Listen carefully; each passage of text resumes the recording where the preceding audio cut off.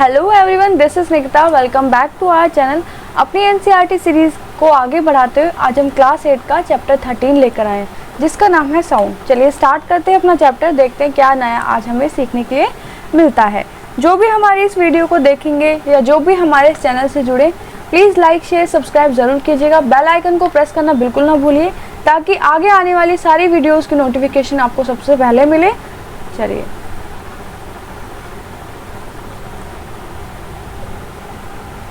Chapter का नाम है साउंड, चैप्टर नंबर 13। आज हम आवाज़ों के बारे में पढ़ेंगे। How do you come to know that a period is over in your school? आपको कैसे पता चलता है कि आपका जो पीरियड चल रहा है वो ओवर हो गया है स्कूल में? You come to know easily that someone is at your door when he knocks or you hear the sound of the door bell. जब आपके घर पे कोई आता है तो आपको कैसे पता चलता है? जब वो डोर को नॉक करते हैं या डोर बेल बजाते हैं तो हमें पता चल जाता है कि कोई आया है।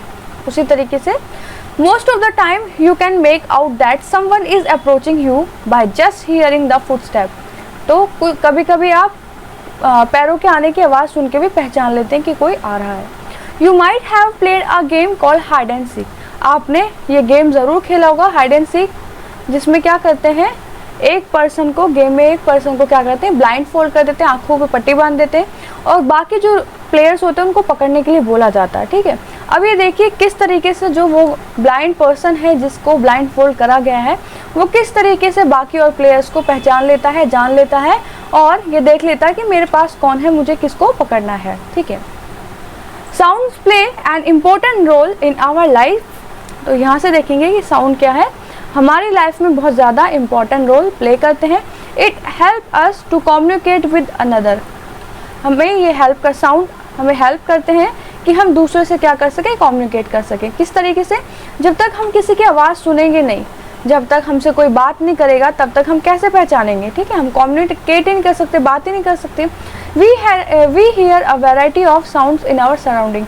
अपने आसपास हम बहुत सारे अलग अलग तरीके के साउंड्स को सुनते हैं। Make a list of sound you here in your surrounding. एक लिस्ट बनाइए अपने आसपास, जो जैसे भी आपको आवाज़ सुनाई दे रही है उसके बेसिस पे, जैसे भी आपको साउंड सुनाई दे रहे हैं आप क्या लिस्ट बनाइए उसके। In the music room of your school you hear the sound produced by musical instrument.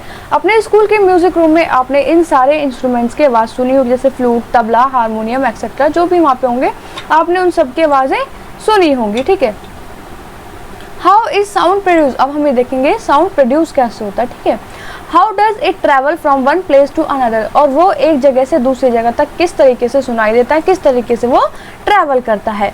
How do we hear sound, और हम कैसे सुन पाते हैं। Why are some sound louder than other, कैसे कुछ साउंड ज़्यादा तेज होते हैं बाकियों से। We shall discuss such question in this chapter. इस तरीके के जो सारे क्वेश्चन हैं वो हम क्या करेंगे, इस चैप्टर में डिस्कस करेंगे।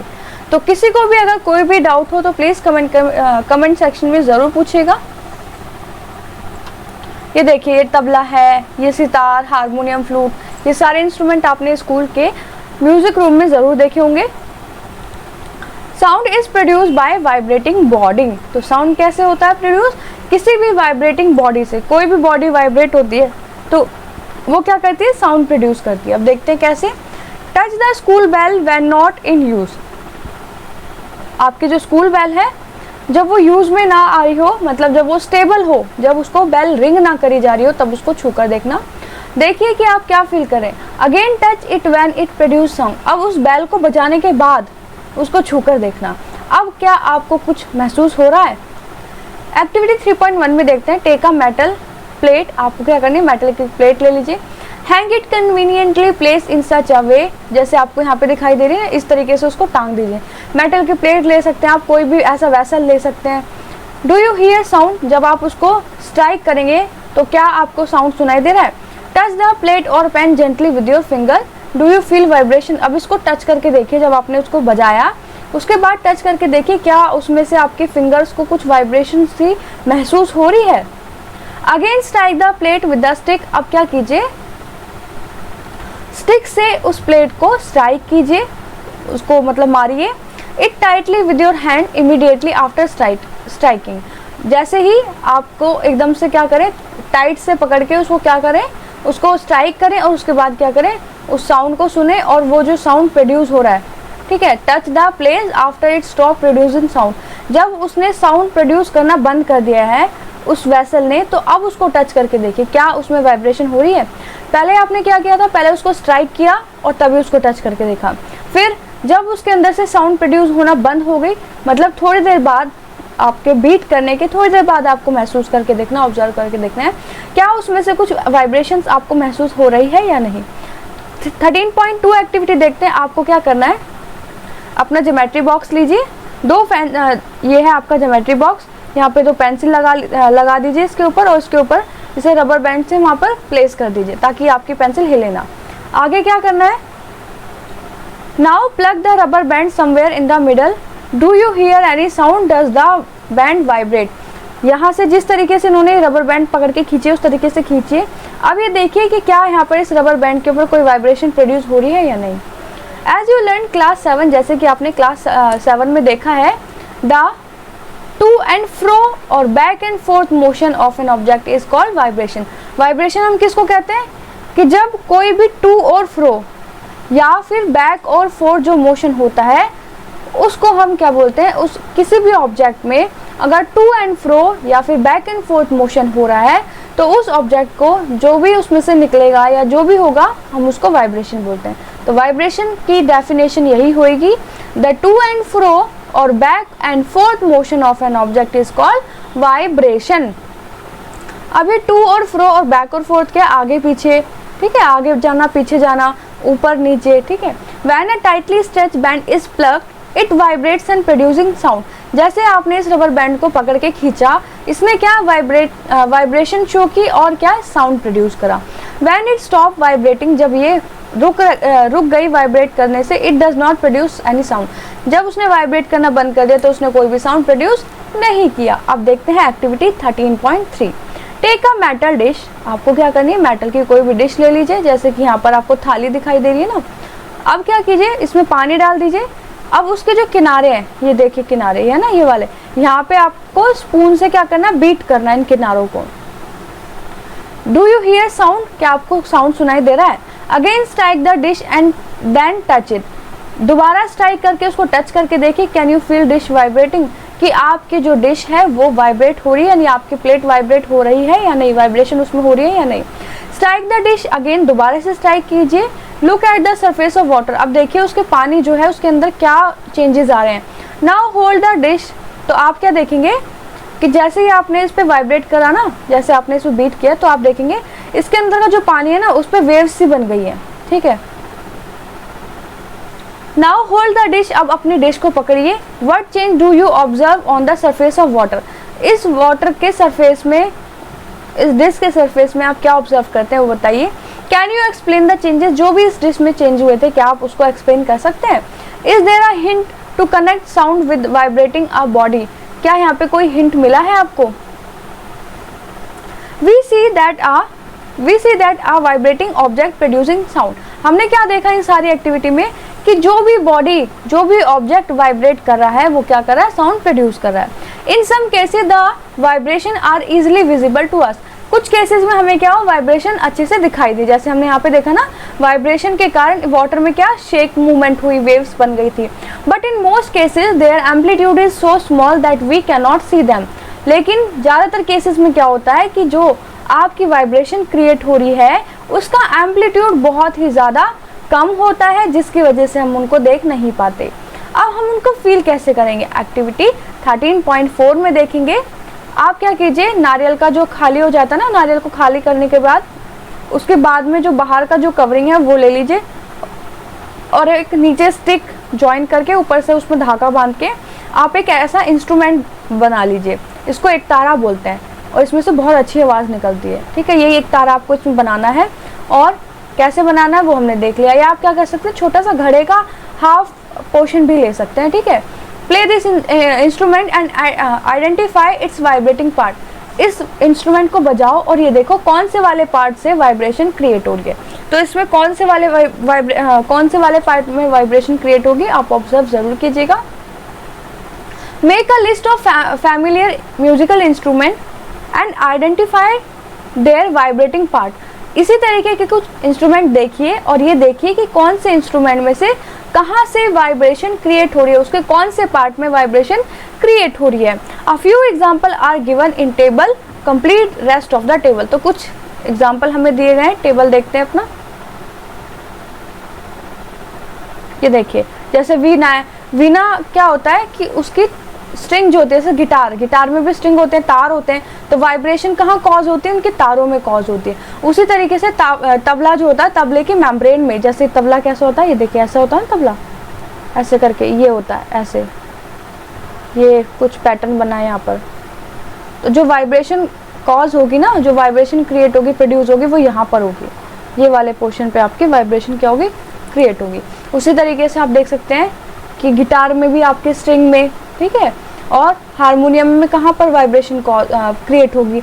इस तरीके से पूरा ये टेबल आपको फिल कर लेना है इंस्ट्रूमेंट से, और यहाँ बता देना है इस तरफ कि कौन से उस इंस्ट्रूमेंट के पार्ट में वाइब्रेशन कॉज हो रही है, प्रोड्यूस हो रही है, क्रिएट हो रही है। Many of you might have seen the मंजीरा, आपने मंजीरा देखे होंगे, जिसको सिंबल्स भी बोलते हैं, देखिए ऐसे मंजीरा, ठीक है। द घंटाम एंड द नूट, मतलब मड पॉट्स, ऐसे आपने देखे होंगे किसी सॉन्ग में बजते हुए इनको। And the khartal, these musical instruments are commonly used in many parts of our country. बहुत हमारी कंट्री के बहुत सारे पार्ट्स में ये सारे इंस्ट्रूमेंट्स यूज किए जाते हैं, बजाए जाते हैं। और कैसे बजाते हैं चलिए देखते हैं। These instrument are simply beaten और स्टक, कैसे सिंपली या तो इनको बीट करते हैं, हाथों से पकड़ के ऐसे ऐसे करते हैं ना मंजीरे को, और ये जैसे आपने देखा ये क्या है, आपका पॉट है, इसके ऊपर वो ऐसे हाथों से बीट करेंगे। Can you name a few other musical instrument of this type, इस तरीके के जो हाथ से बजाए जा रहे हैं, मतलब डायरेक्ट फिंगर्स यूज की जा रही हैं, हाथ यूज किए जा रहे हैं, इस तरीके के और जो इंस्ट्रूमेंट आपको याद है, नाम पता है, तो आप उनको बताइएगा जरूर। You too can make a musical instrument, और आप भी अपने ऐसे ही म्यूजिकल इंस्ट्रूमेंट बना सकते हैं। चलिए देखते हैं आगे। एक्टिविटी 13.5 देखते हैं। आप क्या कीजिए, 6 से 8 बाउल या फिर टम्बलर, मतलब ग्लास ले लीजिए, टम्बलर हम ग्लास को बोलते हैं, देखिए ऐसे, और उनमें क्या कीजिए, अलग अलग लेवल का पानी भर दीजिए। जैसे इसमें ज़्यादा दिख रहा है, किसी में कम कर दीजिए, किसी में हाफ कर दीजिए, किसी में हाफ से कम, किसी में और कम, किसी में ज़्यादा। तो हर ग्लास में अलग अलग लेवल पर पानी आप फिल कर दीजिए। एंड अब क्या करिए, पेंसिल से ना सबको स्ट्राइक करके देखिए, सबके जो सब में से जो भी साउंड प्रोड्यूस होगा वो सब में अलग अलग होगा। तो अब क्या है, पढ़ते हैं। Now take a pencil, strike the bowl gently, strike all of them, सबको आपको स्ट्राइक कर करके देखना है। You will hear pleasant sound, आपको एक अच्छा सा साउंड सुनाई देगा। दिस इज योर जल तरंग। तो ये वाला जो आपने इंस्ट्रूमेंट बनाया है, जो आपको अलग अलग सुनाई दे रही है आवाज़, इसको हम बोलते हैं, इस इंस्ट्रूमेंट को बोलते हैं जल तरंग। आपने जल तरंग बनाई है। When we pluck the string of an instrument like sitar, the sound we hear is not only that of string. हम जब किसी भी इंस्ट्रूमेंट की जो स्ट्रिंग से बजता है, तारों से बजता है, उसकी जब स्ट्रिंग को खींचते हैं तो क्या होता है, इन्होंने बोला है उसका जो साउंड प्रोड्यूस होता है सिर्फ वो स्ट्रिंग से नहीं होता। Whole instrument is force to vibrate, पूरा इंस्ट्रूमेंट वाइब्रेट होने को फोर्स करता है। And it is the sound of the vibration of the instrument that we hear. तो पूरा इंस्ट्रूमेंट में जो वाइब्रेशन कॉज होती है, उसकी वजह से जो साउंड प्रोड्यूस होता है वो हमें सुनाई देता है।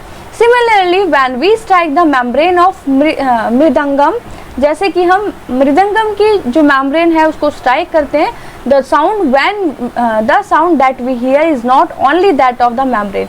तो हमें जो आवाज़ सुनाई देती है वो सिर्फ उसके मेम्ब्रेन पे जो वाइब्रेशन कॉज हो रही है, क्रिएट हो रही है, प्रोड्यूस हो रही है, सिर्फ उसी की नहीं होती, बल्कि पूरे इंस्ट्रूमेंट में जो हल्की हल्की या जिस तरीके की वाइब्रेशन कॉज होगी, हमें पूरे उस इंस्ट्रूमेंट की वाइब्रेशन की वजह से साउंड सुनाई देता है। Sound produced by human, sound, हम अब उस साउंड की बात करेंगे जो ह्यूमन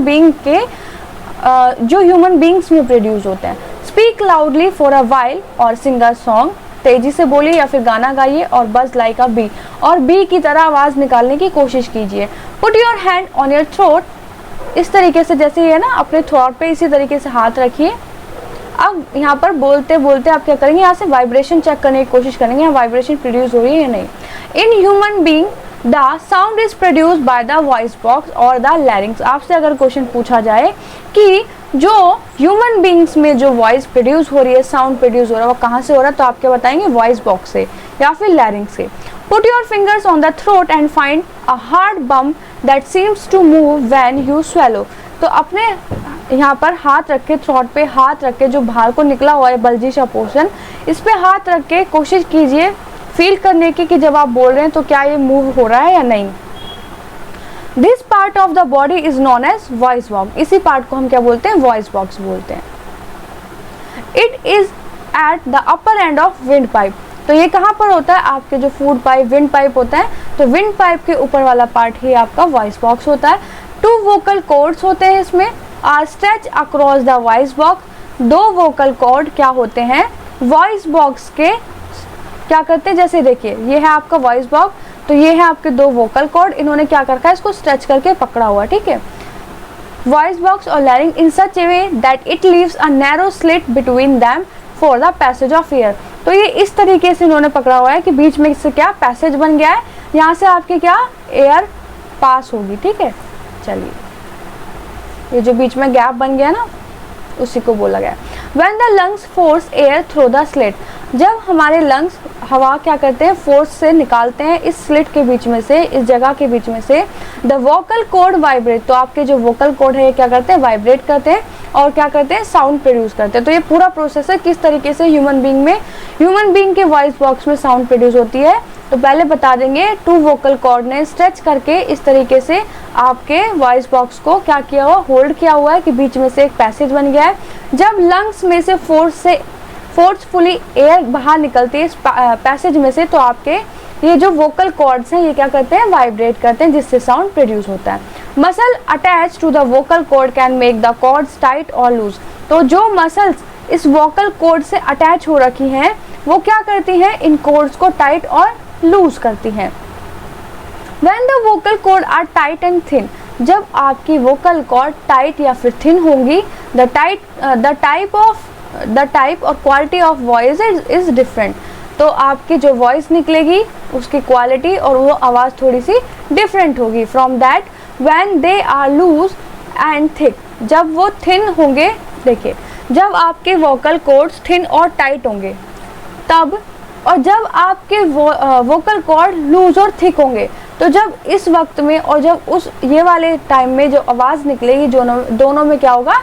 डिफरेंस होगा, ठीक है। दोनों की आवाज़ों में क्या होगा? डिफरेंस होगा। 13.6 एक्टिविटी देखते हैं। Take a 2 rubber strip, 2 rubber strip लीजिए सेम साइज की, उनको क्या कर दीजिए? Place these 2 pieces one above the other, दोनों को एक दूसरे के ऊपर स्ट्रेच करके रख दीजिए। Now blow air through the gap, इस तरीके से रखनी है कि उनके बीच में गैप हो जाए और उसमें से हवा ब्लो करने की कोशिश कीजिए। As the air blow through the stretch, जैसे ही उस स्ट्रेच के बीच में से आप एयर ब्लो करेंगे, rubber strips a sound is produce, तो इन रबर स्ट्रिप्स के बीच में से क्या साउंड प्रोड्यूस होगी। यू कैन मेक, इसको आप किसी पेपर से भी बना सकते हैं, ठीक है। With a narrow slit and hold it between your finger as shown in figure, तो आप इस तरीके से इसको पेपर से बना सकते हैं। अपने फिंगर्स के बीच में स्लिट को पकड़ के, पेपर को पकड़ के आप जब हवा ब्लो करेंगे तो आपको क्या साउंड सुनाई देगा। Your vocal cord produce sound in a similar way, तो आप समझेंगे कि आपका जो वोकल कॉर्ड है जब वो साउंड प्रोड्यूस करता है तो यही सारी एक्टिविटी उसमें होती है। चलिए आगे देखते हैं।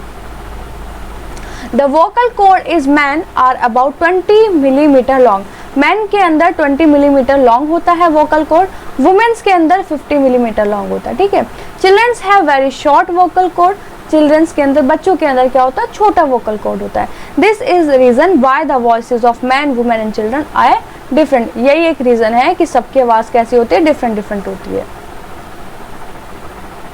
13.3 देखते हैं।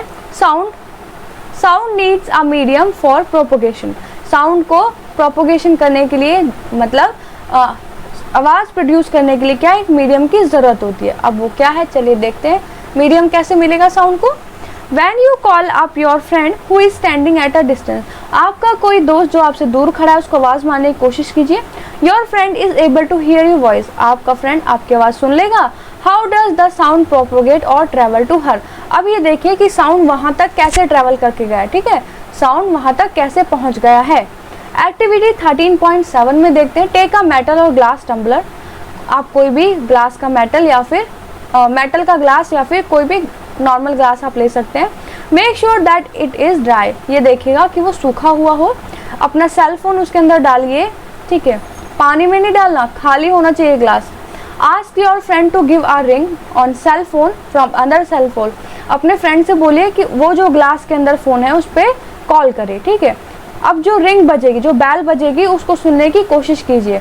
Now surround the rim of the tumbler with your hand, put your mouth on the opening between your hand, indicate your friend to give a ring again. तो क्या करना है, पहले यहाँ की रिंग सुननी है, जो इसमें रिंग आपने कॉल की थी, तो जो रिंग आपको यहाँ पे सुनाई दे रही थी। अब नेक्स्ट एक्टिविटी करके क्या कीजिए, अपने हाथ इस तरीके से ग्लास को अपने हाथों के बीच में पकड़ लीजिए, उसको मुंह पे रखकर अब साउंड प्रोड्यूस कीजिए, उसको क्या कीजिए, आवाज़ सुनने की कोशिश कीजिए।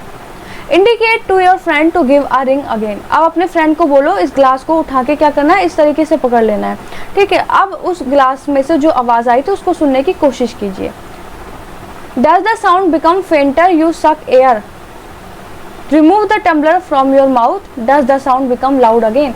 ये देखिए, जब आपने अपने हाथों के बीच में रख के जब वो फ़ोन की बेल रिंग करवाई थी तब आवाज़ तेज आ रही थी, या जब आपने हटा दिया था हाथ अपने माउथ से, जब ग्लास को फ्री छोड़ दिया था तब आवाज़ आ रही थी तेज, ठीक है। चलिए देखते हैं क्या होगा।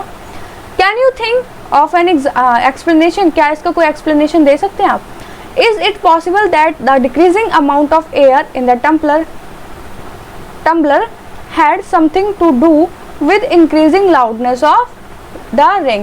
हुआ क्या, जब आपके ग्लास में से जो एयर थी वो कम हो गई, जब आपने उसको हाथों से ऐसे पकड़ के उसकी चारों तरफ की एयर ब्लॉक करके जब उसको हाथों से आपने मुंह की तरफ को रख लिया, तब उसके जो तब वो ग्लास के अंदर की जो एयर थी क्या हो गई थी, कम हो गई थी।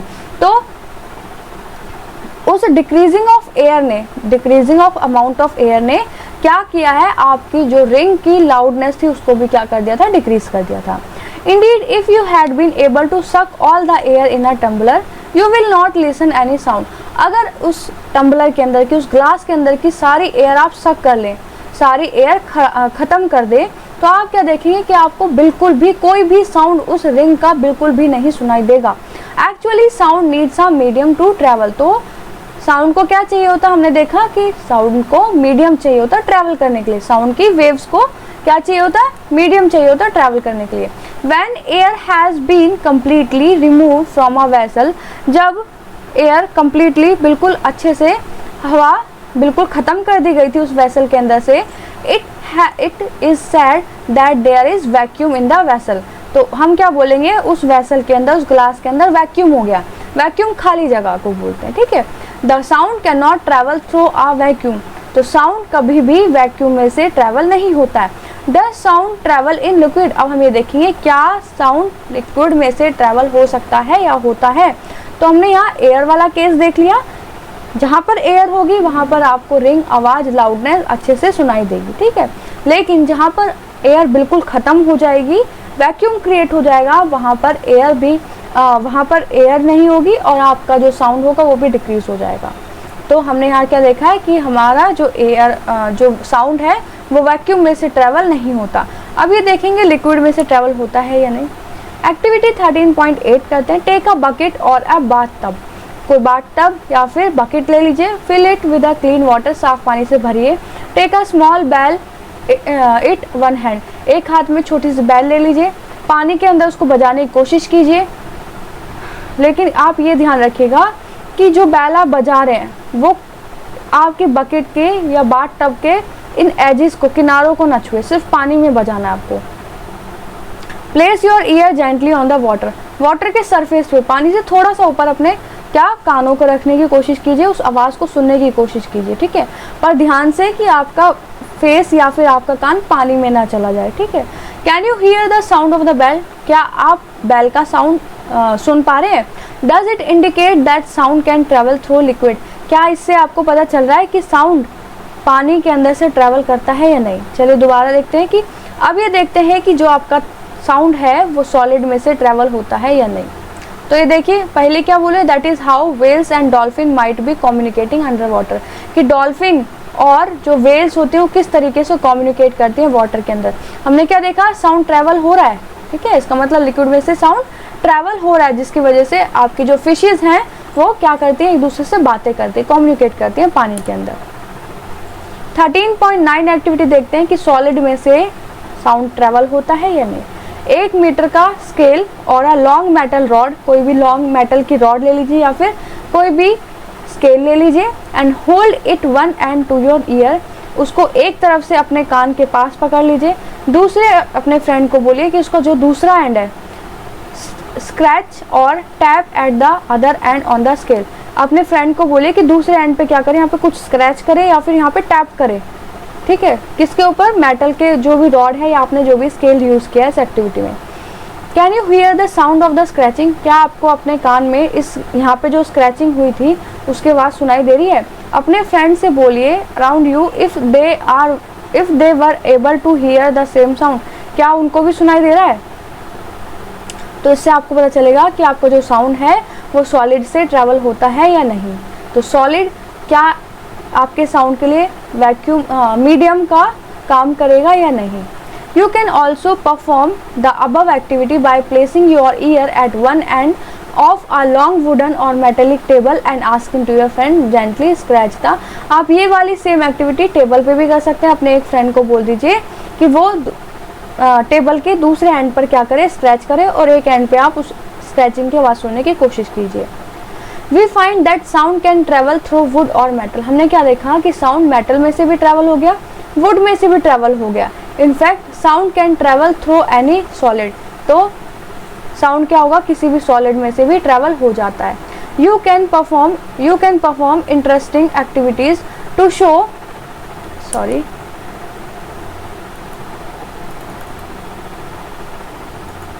You can perform interesting activities to show that sound can travel through strings.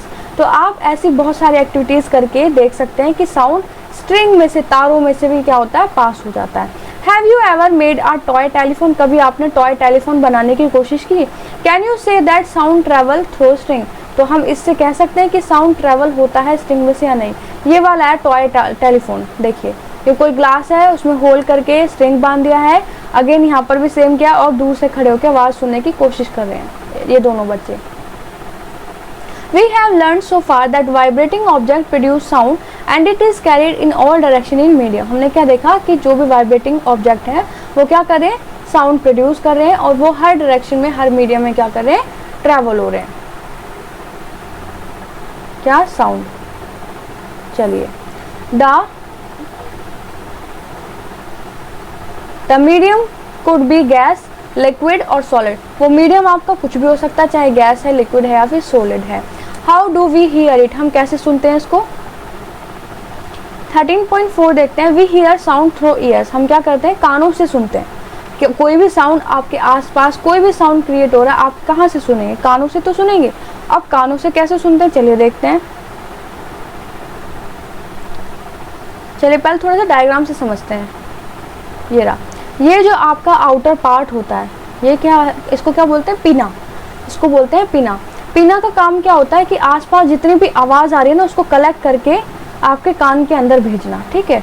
ये आपका जो वैक्यूम है, ये जो पाइप्स आपको दिख रहा है, यहाँ से मान लीजिए आपका ये साउंड ट्रैवल हो रहा है। ये देखिए साउंड आपका वेव्स में ऐसे ट्रैवल होता है ना, ये आपका साउंड पहुँच गया। ये है आपका ईयर ड्रम, ये है कान का पर्दा, सॉरी कान का पर्दा है।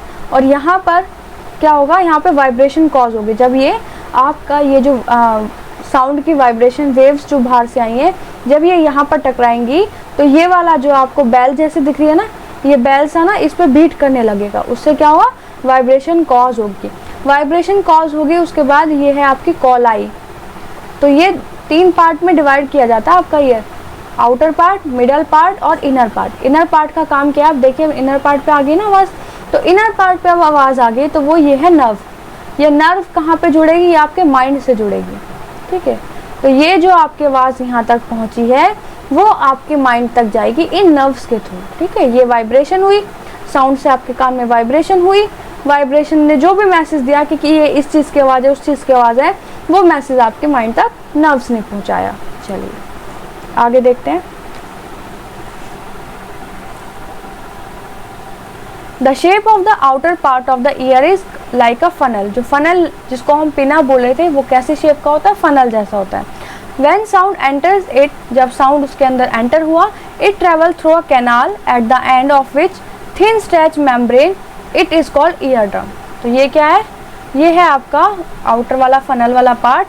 यहाँ पर इसके एक एंड पे क्या लगा है, ये मेम्ब्रेन लगी हुई है स्ट्रेच वाली, जिसको हम क्या बोल रहे हैं, इन ईयरड्रम बोल रहे हैं। और ये जो साउंड आपका पास हो रहा था यहाँ तक, वो कैनाल से, एक कैनाल से पास हो रहा था। आगे देखते हैं। It performs an important function, सबसे ज़्यादा इंपॉर्टेंट फंक्शन ये प्ले करता है। To understand what the eardrum does, ये समझने के लिए कि आपका ईयरड्रम क्या कर रहा है, क्या कौन सी साउंड, किस तरह की साउंड प्रोड्यूस कर रहा है। Let us build a tin can model of the eardrum. तो आप इसका एक मॉडल बना के देखिए कि आपके ईयरड्रम क्या काम करता है, किस तरीके से काम करता है, उसका एक मॉडल बना के देखते हैं। एक्टिविटी 13.10 में एक प्लास्टिक का टिन या फिर कैन, जैसे आप इन बच्चे ने लिए हुए ना उस तरीके से ले लीजिए। कट इट्स एंड, उसके एंड पे कट मार दीजिए, कट कर दीजिए उसको नीचे से। ये आपकी कोई बॉटल भी ले सकते हैं आप, बॉटल का नीचे वाला पार्ट ले लीजिए, ऊपर से उसको काट दीजिए। यहाँ से काट दिए तो इतने बड़ा ये जार सा बन जाएगा। यहाँ पे क्या कीजिए आप, यहाँ पर एक रबर बैंड की एक शीट लगा दो, या फिर बलून को कट करके उसको स्ट्रेच करके यहाँ पे बांध दो, ठीक है। अब होगा क्या, पुट 4 और 5 grains on a dry serial. यहाँ पे आप गेहूं के कुछ दाने डाल दीजिए रबर बैंड के ऊपर ना, ये रबर की जो शीट है इसके ऊपर।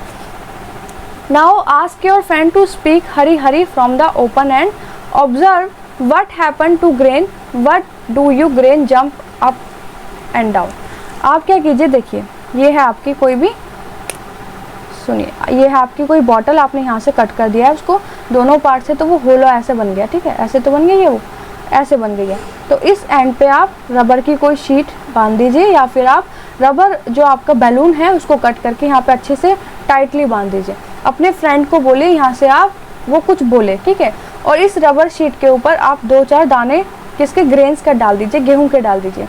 जब वो यहाँ से बोलेंगे तो आप क्या देखेंगे कि जो वाइब्रेशन इस पे कॉज हुई, किस पे कॉज हुई, इस पे, जो आपकी आवाज़ जो इस पे टकराई है यहाँ पर रबर शीट पे, उससे आपके जो दाने हैं, जो ग्रेन्स हैं, ये उछलने लगेंगे। तो सेम यही काम होता है आपके ईयर ड्रम के अंदर। ये है वो आपकी पतली सी मेम्ब्रेन मान लीजिए आपके ईयर की, ठीक है। यहाँ पर क्या हुआ, यहाँ पर फिर वो जो ईयर ड्रम का पीछे मैंने बताया था ना नॉक नॉक करने वाला एक, वो फिर क्या करता है, वाइब्रेशन कॉज करता है। वो ऐसे टकराई यहाँ पर, ईयर ड्रम पे वाइब्रेशन कॉज हुई, जो हमने किससे महसूस करी, इन दानों से महसूस करी, ठीक है, इनसे ऑब्जर्व करिए कि इसके ऊपर ज़रूर कुछ ना कुछ हमारे बोलने से वाइब्रेशन हुई है, जिसकी वजह से ये दाने जो है, ये जो भी हमने इसके ऊपर डाले हैं छोटे छोटे दाने, वो उछलने लगे हैं। The ear drum is like a stretch rubber sheet. Ear drum कैसे लगता है, जैसे कि कोई रबर शीट स्ट्रेच करके लगाई हो। Sound vibration make the eardrum vibrate. Sound vibration क्या करते हैं, ईयर ड्रम को वाइब्रेट करते हैं। The eardrum send vibration to the inner ear. और ईयर ड्रम क्या करता है, वो सारी वाइब्रेशन को इनर ईयर में भेजता है। From there the signal goes to the brain. और फिर वहाँ से सारे सिग्नल्स कहाँ पहुँच जाते हैं, ब्रेन तक, और फिर हम साउंड सुन पाते हैं। और हमें क्या बोला जाता है कि अपने कान में कोई भी चीज़ नहीं डालनी है, जिससे हमारा ये जो ईयर ड्रम है ये डैमेज ना हो जाए। अब बात आती है 13.5 की, जिसमें हम पढ़ेंगे amplitude, time period and frequency of vibration.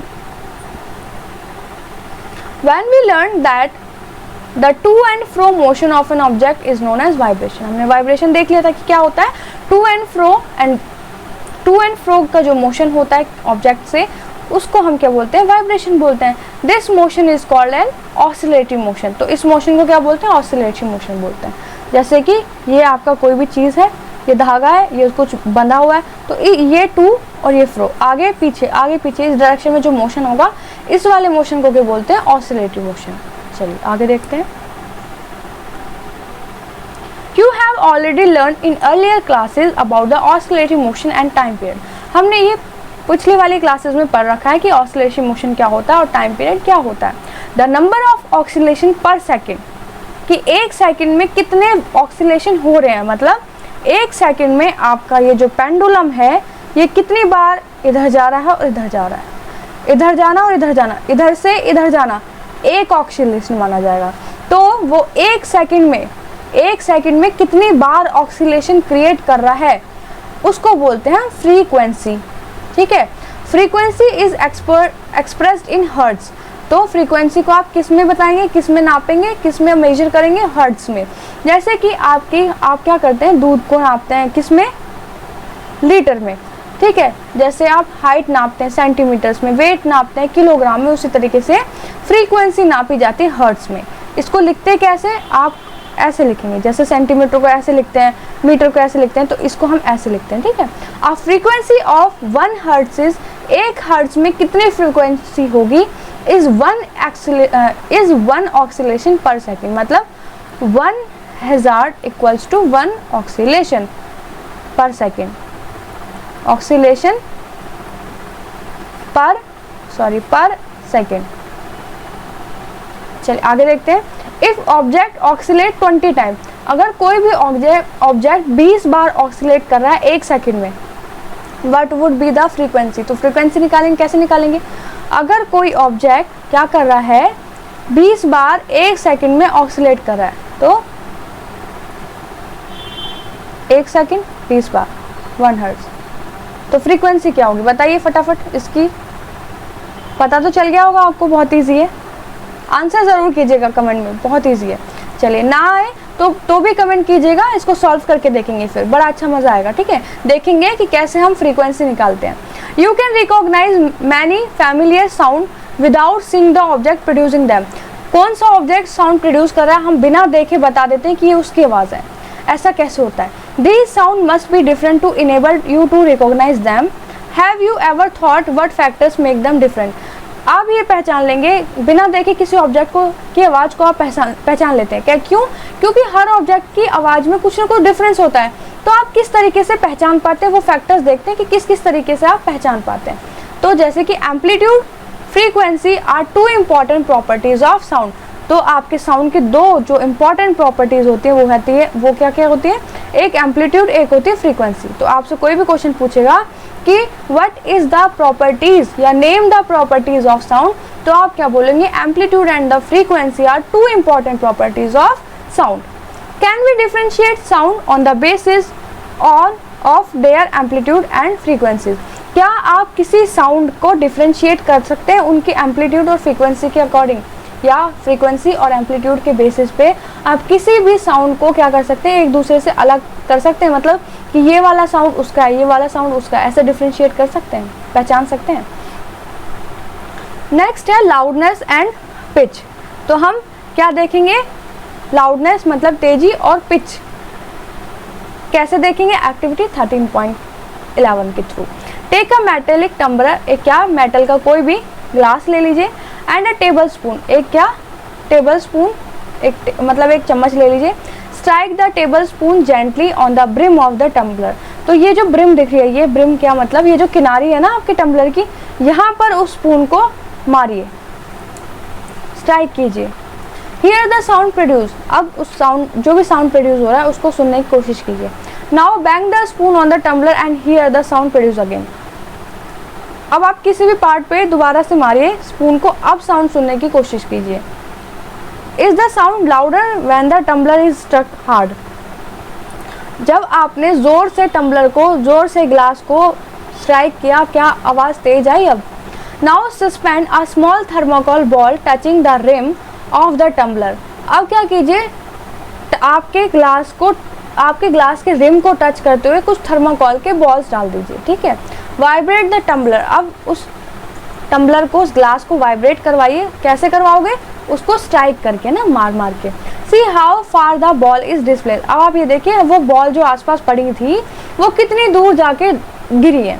The displacement of the ball is measure of the amplitude of the vibration of the tumbler. तो आप क्या देखेंगे कि जो डिस्प्लेसमेंट है किसका, रुकिए, वो बॉल सीधे जो छोटी छोटी, उनका जो डिस्प्लेसमेंट है वो जितनी ज़्यादा दूर जाके गिरी है, उसको जब आप मेजर करोगे तो वो आपका एम्पलीट्यूड होगा उस वाइब्रेशन का जो उस टम्बलर से क्रिएट हो रही थी।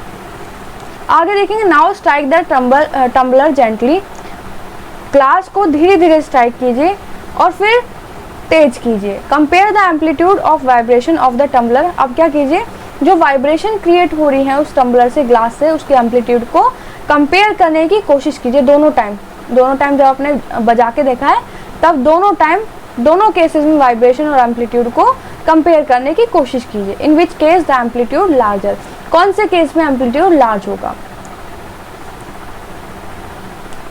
ये पढ़ते हैं जरा क्या लिखा हुआ है।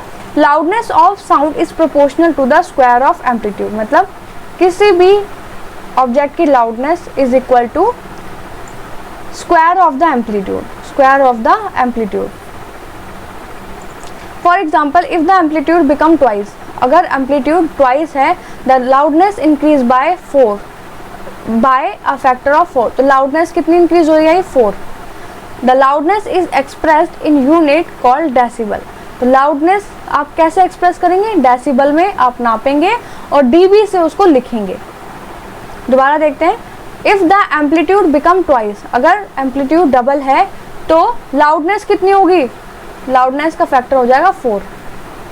द फॉलोइंग टेबल, ये कुछ आपको आइडिया दिया गया है कि नॉर्मल जब ब्रीथ करते हैं तो 10 डेसिबल होती है, ठीक है लाउडनेस, और सॉफ्ट विस्परिंग की 30 डेसिबल, नॉर्मल जब कन्वर्सेशन करते हैं आपस में बात करते हैं तो 60 डेसिबल आपकी लाउडनेस होगी amplitude.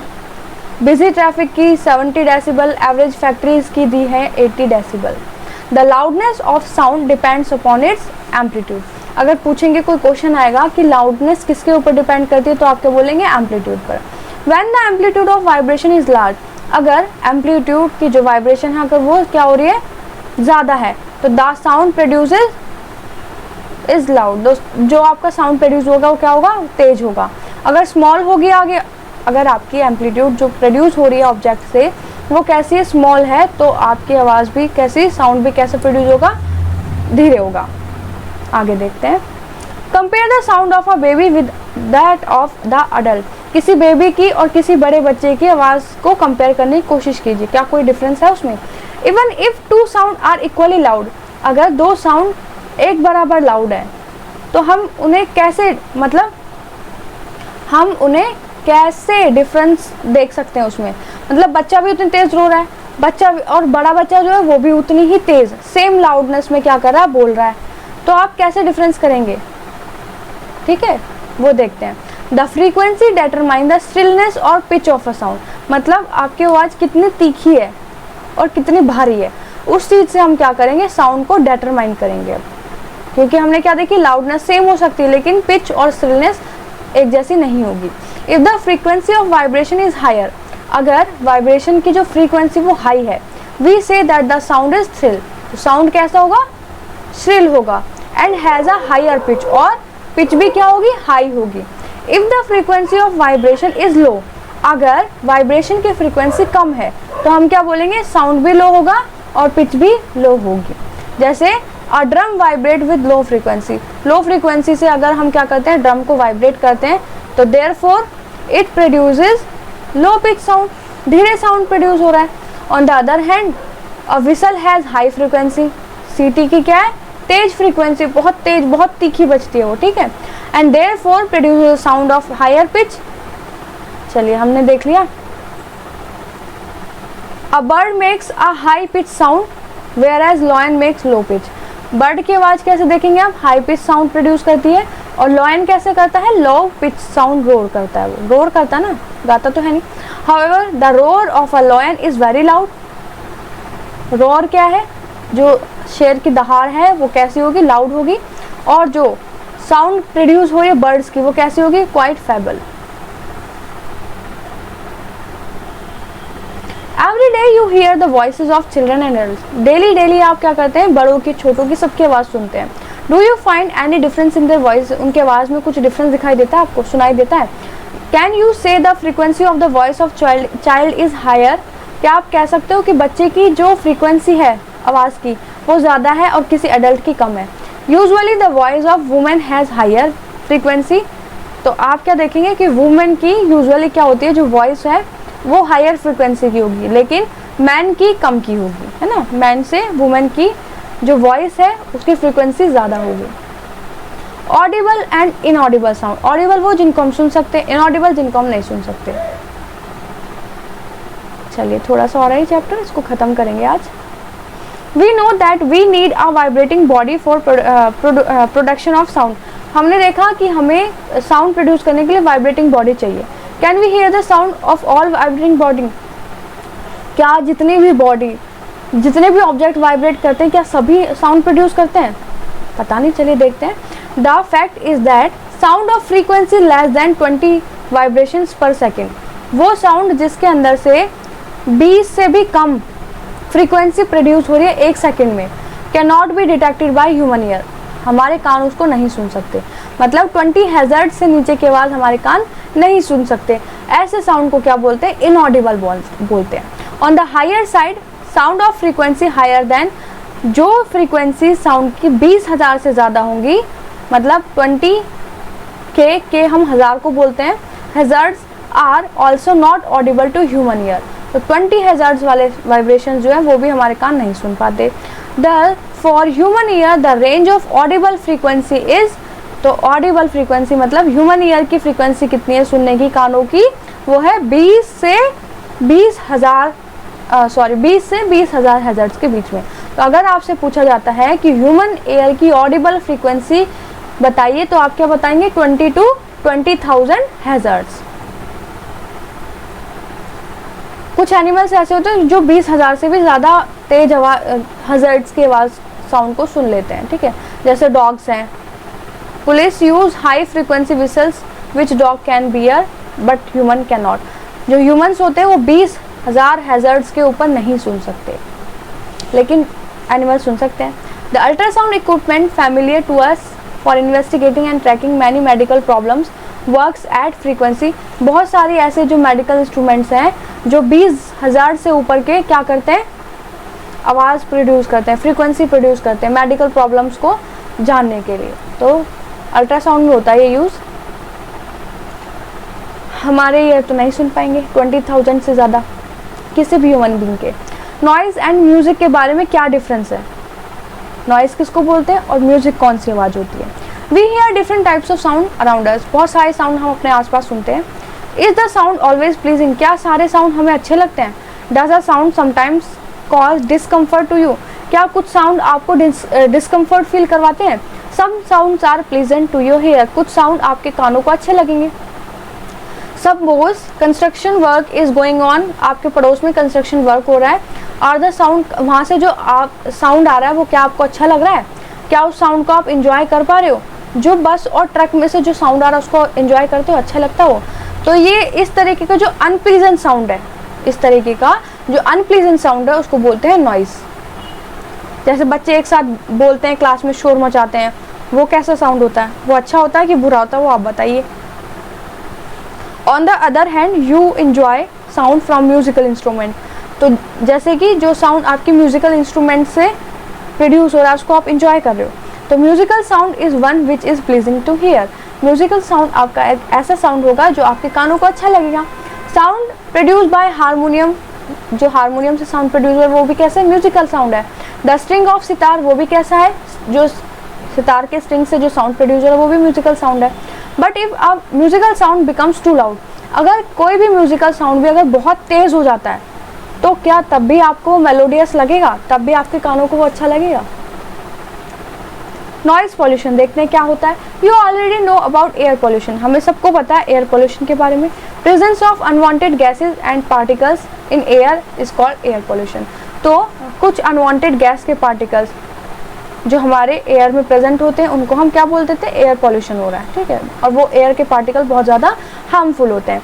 Similarly presence of excessive और unwanted sound in the environment is called the noise pollution. उसी तरीके से इन्वायरमेंट के अंदर जो ज़्यादा तेज और अनवांटेड आवाज़ें जो होती हैं वो क्या कॉज करती हैं? नॉइज पॉल्यूशन कॉज करती हैं।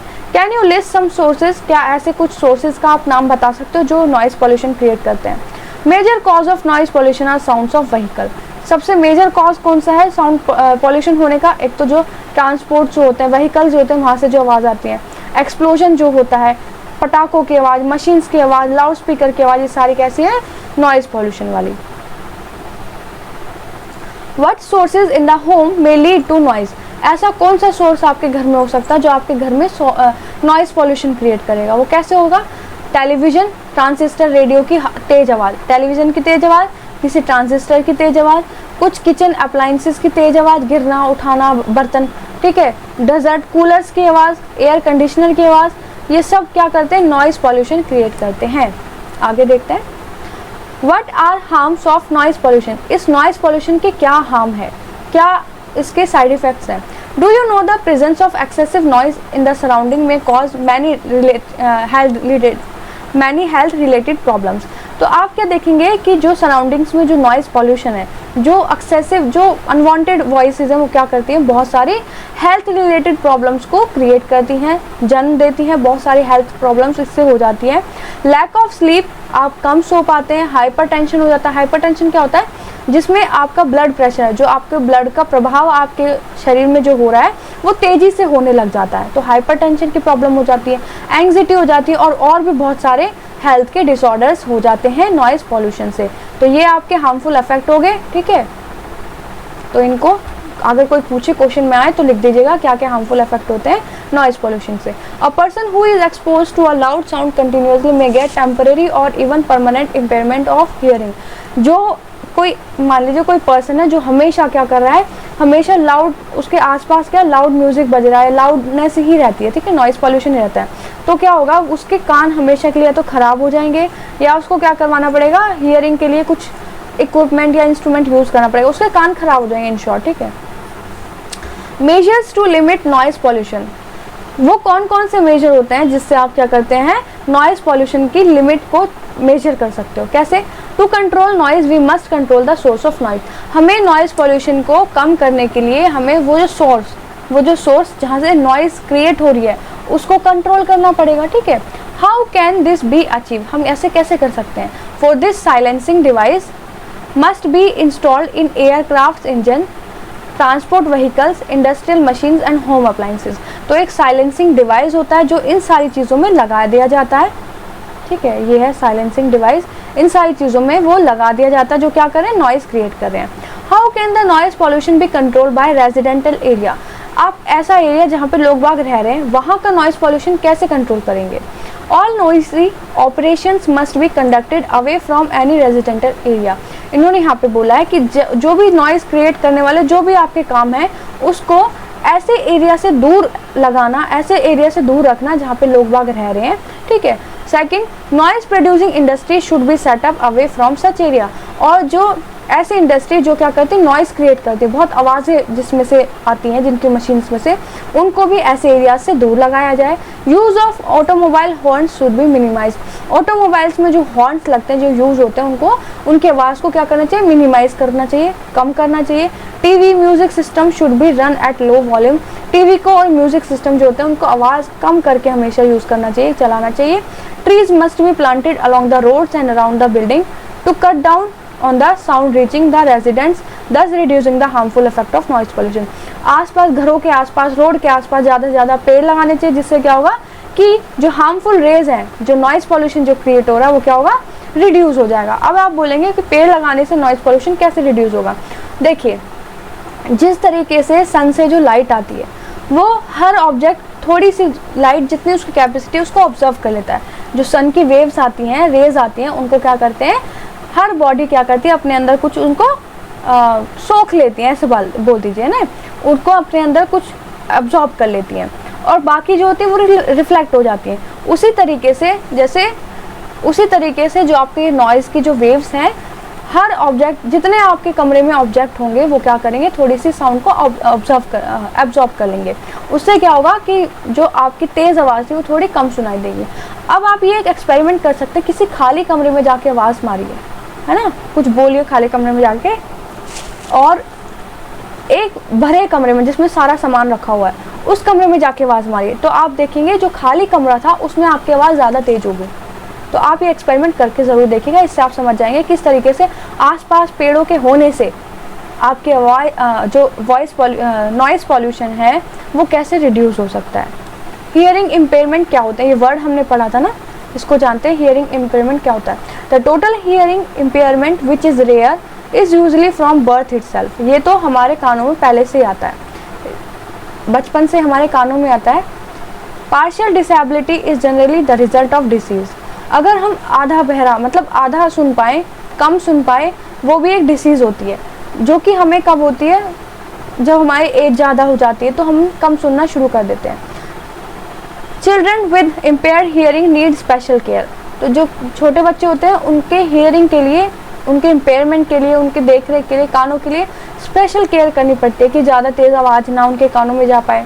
Bye learning sign language such children can communicate effectively. जो बच्चे सुन नहीं पाते वो क्या करते हैं, साइन लैंग्वेज उनको सिखाई जाती है ताकि वो एक दूसरे से बात कर पाएँ अच्छे से। Because speech develops us as the direct result of hearing. अगर बोलते हैं तो क्या करता है, एक डायरेक्ट क्या हम एक दूसरे की बात समझ सकते हैं। A child with a hearing loss may have defective speech also. जो बच्चा सुन नहीं सकता वो बच्चा बोल भी नहीं सकता। जब आप किसी की बोलने की आवाज़ ही नहीं सुन पाएंगे तो आप कैसे बोलेंगे, कोशिश कैसे करेंगे कि ये बोलना कुछ होता है। Technological devices of hearing impaired have made it possible for such person to improve their quality of life. कुछ ऐसे टेक्नोलॉजिकल डिवाइसेस बनाए गए हैं जिससे हम सुन सकते हैं। अब सुन सकते हैं, थोड़ा थोड़ा सुन पाएंगे कुछ लोग ऐसे डिवाइसेस से, तो वो बोलने की भी कोशिश करेंगे। Society can do much improve the living environment for hearing impaired and help them to live normal lives.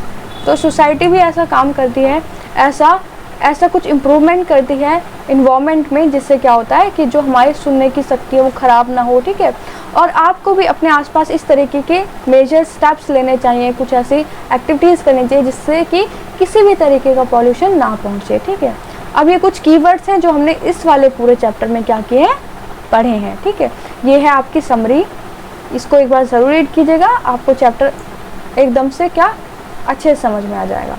Exercise देखते हैं। करेक्ट आंसर बताना है। साउंड कैन ट्रेवल, साउंड किस किस से ट्रेवल कर सकता है, गैस, लिक्विड, सॉलिड, तो वो सबसे कर सकता है। Voice of which of the following is likely to have minimum frequency, सबसे कम फ्रीक्वेंसी इसमें किसकी होती है। क्वेश्चन आपके लिए, आंसर जरूर दीजिएगा। चलिए, in the following statement true false बताना है आपको। Sound can not travel a vacuum, sound vacuum में से ट्रेवल नहीं होता। True. Number of oscillation per second of vibrating object is called time period, नहीं, false. If the amplitude of vibrating is large sound is feeble, अगर amplitude of vibration large है तो sound कम होगा, ये भी आपका आंसर बताएंगे इसका। ह्यूमन की जो रेंज है वो ये है सुनने की, true. The lower of the frequency of vibration the higher is the pitch, low frequency होगी तो पिच हाई होगी, बताइए इसका आंसर।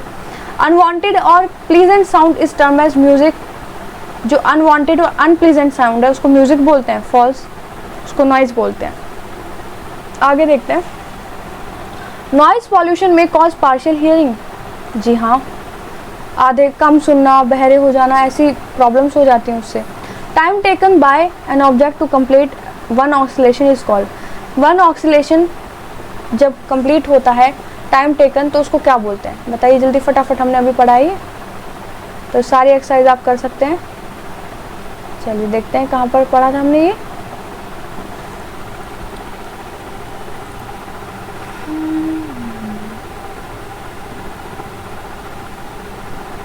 इसको बोलते हैं फ्रीक्वेंसी, हर्ट्ज। ठीक है, चलिए आगे देखते हैं। Next question, loudness is determined by the dash of the vibration, loudness कैसे डिटरमाइन करते हैं अभी हमने जाना है ना, इसका आंसर आप ज़रूर दीजिएगा। यूनिट क्या होती है फ्रीक्वेंसी की, हर्ट्ज। अनवांटेड साउंड को क्या बोलते हैं, नॉइज पॉल्यूशन। ठीक है, नॉइज होता है। Shrillness of sound is determined dash of the vibration, चलिए बताइए इसका आंसर। ये सारी चीज़ें हमने पढ़ी हैं, आप फटाफट एक बार वीडियो को पॉज करके ये सारे आंसर्स को देने की कोशिश कीजिएगा। कमेंट में ज़रूर इनके सबके आंसर बताइएगा जितने भी क्वेश्चन इस चैप्टर में पूछे गए हैं।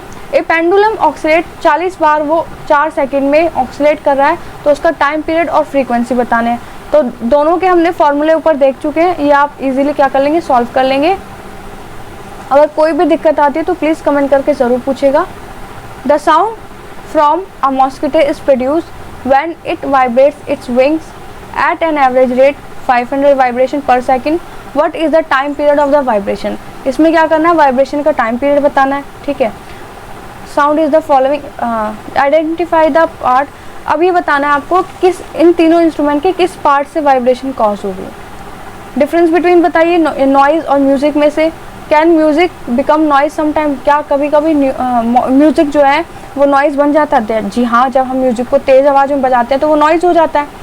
List sources of noise pollution in our surrounding, ये हमने अभी पढ़ा है कि कौन कौन से सोर्सेज से नॉइज़ पॉल्यूशन होता है। Explain it what ways noise pollution is harmful to human, वो वेज बताइए जिसमें नॉइज़ पॉल्यूशन हार्मफुल हो जाता है ह्यूमंस के लिए। तो क्या हो जाता है उसमें, हार्मफुल कैसे होगा? बहुत सारे डिसीज़ कॉज हो जाएंगे, है ना, और हाइपरटेंशन हो जाएगा, सो नहीं पाएंगे आप, और भी बहुत सारी डिसीज़ हैं, कानों की डिसीज़ हो जाएंगी। Your parents are going to buy a house, आपके पेरेंट्स घर खरीदने गए हैं। They have been offer two one on the road side, उनको ऑफर किया गया है, एक घर उन्हें दिखाया गया जो रोड के किनारे है। Another 3 lanes away from the road side, और 3 गली छोड़ के रोड साइड से एक घर वहाँ पे है।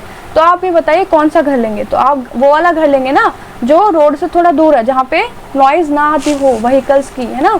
तो आप क्या करेंगे, रोड साइड से 3 lanes अवे वाला घर लेंगे ताकि आवाज़ रिड्यूस हो पाए ना। रोड के पास लेंगे तो आवाज़ ज़्यादा, ये नॉइज़ पॉल्यूशन बहुत होगा तो डिसीज़ हो सकती हैं। स्केच बनाना है आपको लैरिंग्स का, ठीक है, और उसके फंक्शन बताने हैं कि आवाज़ कैसे क्रिएट होती है आपकी ह्यूमन बॉडी में। 13 क्वेश्चन देखते हैं जो कि लास्ट क्वेश्चन है इस चैप्टर का। Lightning and thunder take place in the sky at the same time at the same distance for us from us. Lightning is seen earlier, the thunder is hear later. इन्होंने बोला light हमें जल्दी दिखाई जाती है लेकिन आवाज़ उसके बाद सुनाई देती है जब भी थंडर स्टॉर्म होता है। ऐसा क्यों होता है? तो आप क्या बोलेंगे कि लाइट की जो स्पीड है वो ज़्यादा है थंडर साउंड से।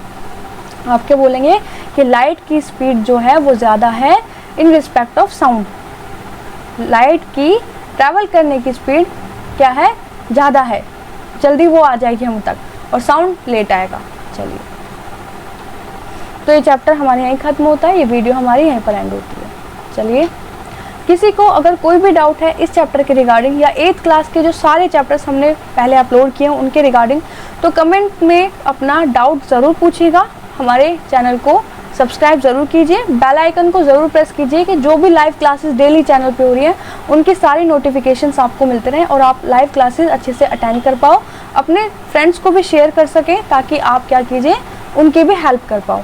तो लाइक शेयर सब्सक्राइब ज़रूर कीजिएगा वीडियोज़ को भी। तो थैंक यू।